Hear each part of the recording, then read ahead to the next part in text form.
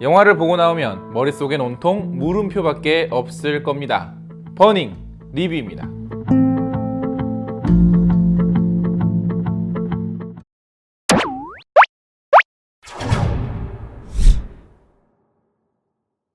주인공 종수는 우연히 어릴 적 같은 동네 살았던 친구 해미를 만나고 그녀를 좋아하게 됩니다. 그리고 긴 아프리카 여행에서 돌아온 해미, 반가운 마음에 마중나간 종수. 그러나 그녀의 옆에는 정체불명의 남자 벤이 함께 있는데요. 그 후로 셋은 같이 어울리며 지내게 되지만 종수는 벤에게 뭔가 비밀스런 면이 숨어있음을 알게 됩니다. 이창동 감독의 8년 만의 복귀작 무라카미 하루키 원작 미스테리 드라마 영화입니다.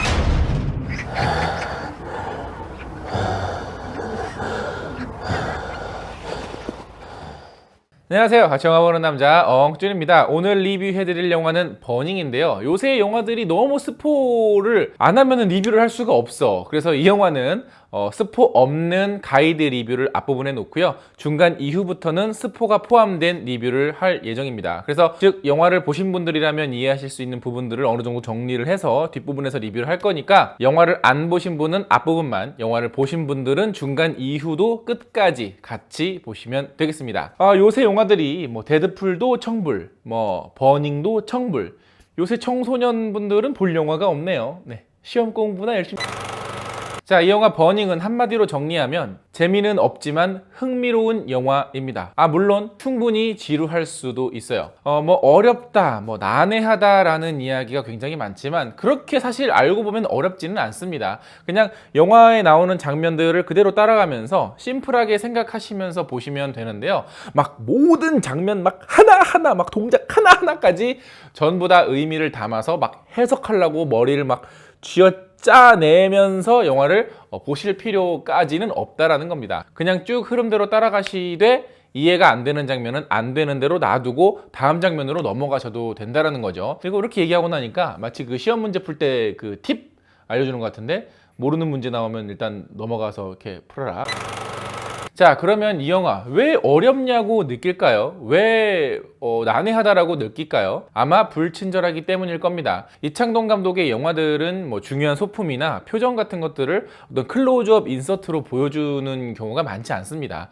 보통의 영화 문법에서는 관객들에게 필요한 정보를 전달하기 위해서 어떤 배우들의 표정이나 뭐 중요한 소품들을 자세히 클로즈업해서 많이 보여주죠. 뭐 예를 들면 뭐 주인공이 이렇게 어디 결박됐다. 그러면은 옆에 깨진 유리가 있어. 그러면 깨진 유리를 클로즈업해서 한번 보여주고 그 깨진 유리를 쳐다보는 주인공의 시선을 한번 이렇게 보여주면 관객들은 이제 저 유리를 뭐 집어서 뭐 결박을 풀거나 뭐 어쩌겠거나 라는 생각을 하게 되죠. 그러나 이창동 감독의 영화들은 그런 식의 문법보다는 쭉 쭉 그냥 화면 하나에 배우 뭐 그리고 그 중요한 소품, 어떤 동선 혹은 중요한 어떤 표정들이 그냥 그 화면 하나에 다 있어요. 그래서 그러니까 주인공들이 영화의 흐름에 필요한 아주 사소한 행동들을 하고 있는데 그 사소한 행동들이 사실은 영화의 복선이거나 중요한 단서라는 거죠. 그래서 그런 것들을 캐치하지 못한다면 충분히 어렵게 느끼실 수도 있을 거고요. 이 영화도 이창동 감독의 전작들처럼 그 여백이 제법 긴 편이고요. 상영 시간도 깁니다. 그래서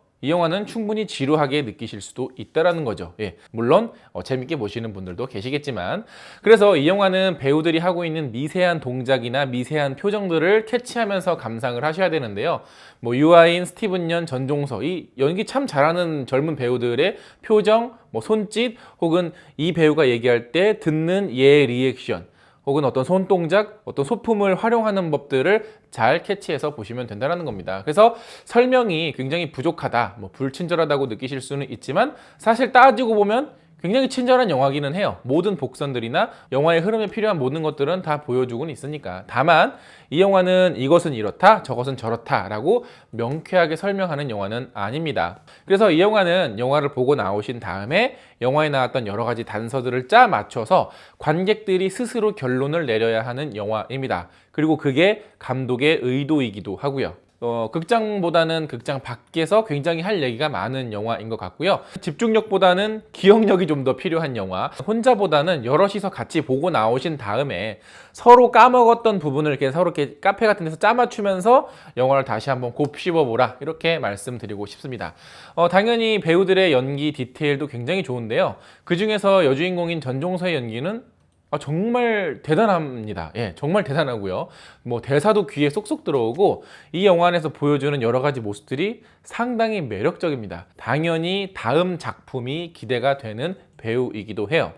그리고 종수 역할의 유아인 같은 경우에는 아버지가 재판을 받는 와중에 어렸을 때 친구인 혜미를 우연히 만나서 이 벤이라고 하는 사람하고 얽히게 되는 인물을 연기하고 있는데, 종수는 그냥 유통회사 이런 데서 알바나 하고 있는 정말 그냥 미래가 조금 불확실하고 불분명한 인물을 연기를 하고 있습니다. 그래서 거기서 느껴지는 어떤 무기력함, 그리고 상대적으로 강남에 정말 비싼 집에 살고 있고 돈 많고 무슨 일을 하는지는 모르겠는 개츠비 같은 인물인 벤을 보면서 어떤 박탈감, 무기력함 이런 것들을 이제 표현을 하고 있는데 너무 잘 표현해요.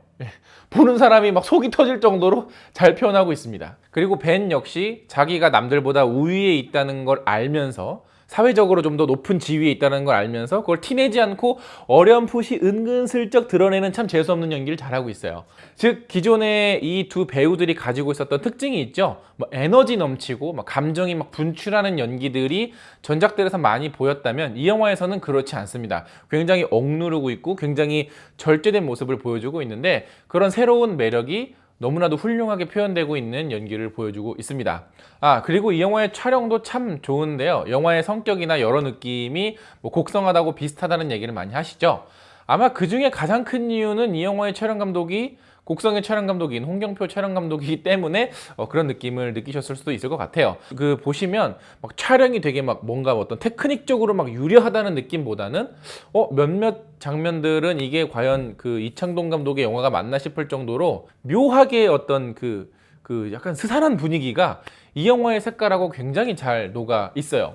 그리고 이 영화는 무라카미 하루키의 단편 소설이 원작인 영화인데요. 굳이 그 영화의 원작 소설을 읽어보지 않았더라도 하루키 소설을 한 편이라도 보신 분이라면 그 하루키 소설의 여러 가지 특징들이 있죠.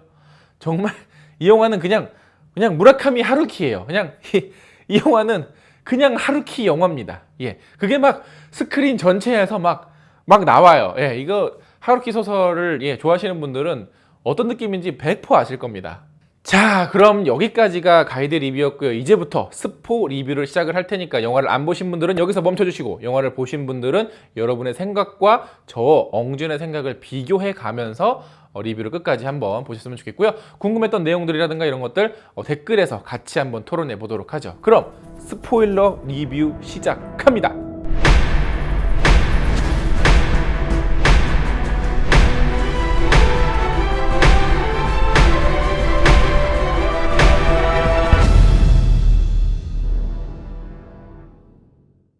자, 스포 리뷰에 앞서서 제가 지금부터 말씀드린 이야기가 제가 하는 이야기가 답이라는 건 아닙니다. 그냥 저도 영화를 보고 나서 저만의 생각을 이제 이 스포 리뷰에서 하는 거니까 네가 맞네 내가 맞네 네가 본 게 틀렸네라고 이렇게 지적질하지 마시고 그냥 서로의 의견을 이렇게 쭉 남겨주세요. 자, 일단 이 영화의 스포 리뷰를 좀 하려면 두 가지 가설을 세워야 될 것 같습니다. 하나는 이 영화 전체가 허상일 것이다. 또 하나는 이 영화가 모두 사실일 것이다 인데, 일단 첫 번째 허상이라, 그러니까 이 영화의 전체가 다 허상이다 라고 생각을 하는 이유는 주인공이 어쨌든 소설가로 꿈꾸고 있죠. 그리고 이 영화의 엔딩에서 혜미의 방에서 혼자 소설을 쓰면서 영화가 끝이 나기 때문입니다. 그래서 어쩌면 이 안에서 벌어졌던 여러 가지 모든 일들이 주인공이 만들어낸 허상이 아닐까라는 생각이 들기도 하고요. 또 그렇게 생각하는 이유 중에 하나는 여주인공이 판토마임을 하면서 이게 귤이 없다라는 생각을 지우고 상상해 이런 얘기를 하고 그런 언급들을 여러 차례 하죠. 그래서 종수를 제외한 나머지 주인공들이 없다라는 생각을 지우고 본다면 결국 이거는 작가를 꿈꾸는 종수의 허상일 수도 있지 않을까라는 건데, 이거는 좀 너무 허무한 결말일 수 있으니까 두 번째 가설로 넘어가죠. 바로 이 영화 속에 벌어진 일들은 전부 다 사실일 것이다. 모두 진짜로 있었던 일이다. 만약에 그렇다면 여러 가지 의문들이 아마 여러분들 머릿속에 떠오를 겁니다. 과연 벤은 진짜로 살인마일까? 제 생각엔 그럴 수도 있고 아닐 수도 있지만, 만약에 그렇다면 해미 역시 죽은 것일 수도 있고 아닐 수도 있겠죠. 아니죠. 근데 뭐 영화 중간에 해미가 이렇게 노을을 보면서 먼지처럼 사라지고 싶다 하는데, 만약에 타노스가 이렇게 해가지고 먼지처럼, 이건 아니죠. 마찬가지로 종수가 벤이 새롭게 키우게 된 고양이한테 해미가 키웠던 그 고양이의 이름을 부르니까 그 고양이가 이렇게 종수에게 다가오는 장면이 있습니다. 근데 그 고양이 역시 해미의 고양이일 수도 있고 아닐 수도 있다라는 거죠. 예. 왜냐면 종수는 해미의 집에서 고양이를 대신 봐달라는 부탁을 받았고, 뭐 사료도 주고 뭐 똥도 치웠지만 실제로 고양이의 실물을 본 적은 없습니다. 그래서 저는 그 고양이한테 그 해미의 고양이 이름을 부르는 순간은 사실은 그게 진짜 해미의 고양이라서가 아니라 종수가 벤에게 가진 의심들, 즉 벤이 해미를 죽였을 것이다, 살인자일 것이다 라는 것을 확신하기 위한 자기 합리화의 순간이라고 생각을 했어요. 그래서 화장실에서 발견했던 그 벤에게 죽었을지도 모른다라는 단서도 있었고, 벤이 살인자이지 않을까 하고 어떤 여러 가지 그 대사들을 했죠. 뭐 나는 2달에 한 번씩 비닐하우스를 불태워. 근데 어쨌든 그런 얘기를 한 이후에 해미도 사라지고 그녀가 키웠던 고양이도 사라졌는데, 때마침 벤의 집에 생긴 고양이가 있으니까 종수 스스로는 아마 벤의 유죄를 확증하기 위한 일종의 자기 합리화를 한 순간이 아니었을까라는 생각이 좀 드네요. 그래서 어쨌든 결말에서 종수는 벤을 죽입니다. 근데 그것도 조금 뜬금없기는 하지만 사실은 복선은 예전부터 깔려 있었어요. 종수 같은 경우에는 굉장히 무기력하고 분노를 억누르고 있는 모습들을 보여주다가 마지막에서야 분노가 폭발하는데요. 이건 일종의 뭐 유전적인 복선이다라고 볼 수 있을 것 같습니다. 왜냐하면 종수의 아버지가 재판을 받고 있는데 그게 막 욱하는 성격 때문에 뭐 이렇게 막 휘둘러서 뭐 이렇게 폭력을 해가지고 아버지가 뭐 분노 조절 장애가 있어요라고 말하는 장면이 있는데, 주인공 종수의 모습은 전혀 그런 게 없었거든요. 그러다가 갑자기 마지막에 폭발하는 것은 역시 아버지의 피를 물려받아서 마지막 순간에 결국에는 크게 폭발한 것이 아닐까. 유전적인 복선. 그래서 아버지의 모습이 아버지에 대한 이야기, 서브플롯이 나오지 않았나. 그리고 벤을 죽였던 칼. 아마 그 창고, 그것도 그 창고 안에 있는 금고에 있었던 칼 같아요. 뭐 칼이 이렇게 클로즈업으로 아까 말씀드린 것처럼 뭐 나오진 않지만, 근데 그 칼과 금고가 상징을 하는 것은 아마 종수에 숨겨져 있는 분노인 것 같습니다. 그것도 금고도 어느 집안에 있는 금고가 아니라 창고, 그리고 그 안에 또 금고, 그리고 그 안에 숨겨진 굉장히 날카롭고 독특하게 생긴 칼들은 종수의 저 깊은 내면에 잠재워진 일종의 뭐 분노의 메타포랄까? 뭐 그런 생각이 좀 들었고요. 그리고 그것이 벤과 해미 때문에 잠금 해제가 돼버린 게 이 영화의 어떤 결말이다라는 생각이 좀 들었습니다. 이렇게 방금 전에 말씀드린 것처럼 이 메타포가 영화 안에서도 굉장히 많이 이제 언급이 되는데요. 영화에 상당히 많은 것들이 메타포로서 응용되고 사용되고 있는 것 같습니다. 특히 버려져가는 비닐하우스를 태운다라고 표현한 것도 비닐하우스가 아닌 사람을 죽인다라는 살인을 표현한 것이 분명하겠죠. 거기다 좀 더 이제 어떤 뭐 법의학적인 걸 하자면 그 시체를 비닐하우스 불태울 때 같이 태웠을 수도 있는 거고, 그래서 벤이 아주 가까운 곳에 비닐하우스가 사라질 것이다라고 경고한 후에 종수가 온 동네방네 자기 동네 비닐하우스를 다 찾아 헤매지만 아무것도 불에 타지 않았어요. 오직 사라진 것은 해미 하나뿐이었죠. 그래서 아마 그 아주 가까운 비닐하우스가 해미일 수 있다는 거고, 해미도 그 벤이 이런 얘기를 했죠. 해미한테 종수는 아주 가까운 친구야, 뭐 이런 얘기를 또 했었으니까. 그리고 그 벤이 데리고 있는 그 상류 사회의 친구들도 그 해미를 마치 이렇게 광대 보듯이 막 가소롭게 보던 친구들도 어쩌면 공범일 수도 있지 않을까 생각을 해요. 왜냐면 나중에 해미 말고 그 2번째 여자를 데리고 왔을 때도 마찬가지로 같이 구경하고 같은 방식으로 조롱하고, 그리고 뭔가 이제 벤이 지루하다고 느낄 때쯤이 살인을 하는 순간이 아닐까 할 때 있잖아요. 그게 아마 그 살인의 큐가 아닐까라는 생각을 해봤습니다. 물론 그럴 수도 있고 아닐 수도 있어요. 뭐 여러 가지 이유가 있겠지만 벤 같은 경우에는 시종일관 뭐 이거 재밌잖아, 재밌네 라면서 어떤 그 상류 사회가 가지고 있는 어떤 그 루즈함, 그래서 사회적으로 자기들보다 밑에 있는 사람들을 부려먹고 경험하고, 그리고 비닐하우스를 태운다고 얘기할 때도 아무도 관심 두지 않는 버려진 정말 쓰레기 같은 비닐하우스를 태운다. 그러니까 해미도 주변에 친구가 아무도 없거든요. 그러니까 마치 버려진 비닐하우스 같은 존재이니까 그런 식으로 메타포를 쓴 게 아닐까 싶어요. 그리고 이 외에도 영화 속에 등장하는 정말 많은 인물들이 바로 코앞에 다른 사람이 있지만 소통에 매우 불친절한 모습을 보여주기도 하고요. 뭐 이렇게 젊은 사람들은 모여서 계속 핸드폰만 보고 있다든지 하는 식으로 뭔가 어떤 사회적인 어떤 비판의 메시지도 살짝 담겨져 있는 것 같은데 뭐 그럴 수도 있고 아닐 수도 있다. 예, 그렇습니다. 그래서 이 영화는 그럴 수도 있고 아닐 수도 있다라는 점에서 마치 그 슈레딩거의 고양이를 떠올리게 하기도 하고요. 과연 해미의 말은 어디까지가 진실이고 어디가 거짓인지, 그리고 진실이 있더라도 어디까지가 진실인지 굉장히 뭐 생각해 볼 게 많은 그런 영화인 것 같습니다. 물론 제가 말한 건 저만의 어떤 나름대로 해석이에요. 그러니까 댓글로 여러분들 영화를 보고 오신 분들의 과한 해석, 단순한 해석 다 좋습니다. 이 영화를 보고 나와서 해석의 자유는 관객이 누릴 수 있는 특권 아닙니까? 대신에 싸우지는 말고 영화의 어떤 우리의 어떤 이 경험을 좀 더 이렇게 풍부하게 만들기 위해서 댓글로 많이 남겨주세요. 자, 이 영화도 마찬가지로 영화 개봉 전에 여러분들의 의견을 유튜브 커뮤니티 탭에서 받아봤는데요. 기호김님께서는 평론가들 평점이 높으면 이미 대중과는 먼 영화가 아닌가요? 뭐 그럴 수도 있고 아닐 수도 있습니다. 이거 뭐 안철수에 관한 영화인가?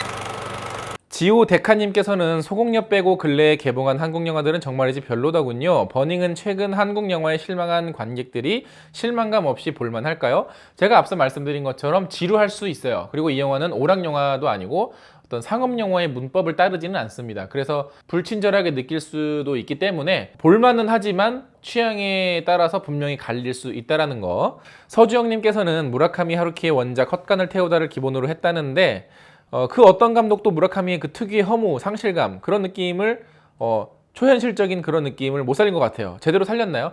너무 제대로 살렸어요. 이거는 그냥 하루키 영화입니다. 남자 고윤민님께서는 영화가 너무 어려움, 무슨 얘기를 하는지 모르겠음, 스티븐 연의 연기는 일품. 뭐 모든 배우들의 연기가 다 좋았던 것 같고요. 생각보다 그렇게 어렵지는 않으니까 한번 보시고 나서 의견 좀 이렇게 달아주세요. 크리스지님께서는 너무 기대되는데 나이가 안 돼서 못 보네. 시험 공부 화이팅. 선웅문님께서는 버닝 뭘 태우나요? 제 관람료가 탈 것 같아서 보러 가기 두렵네요. 예. 불에 태우는 게 좋게 태우면 땔감이고 잘못 태우면 쓰레기겠죠?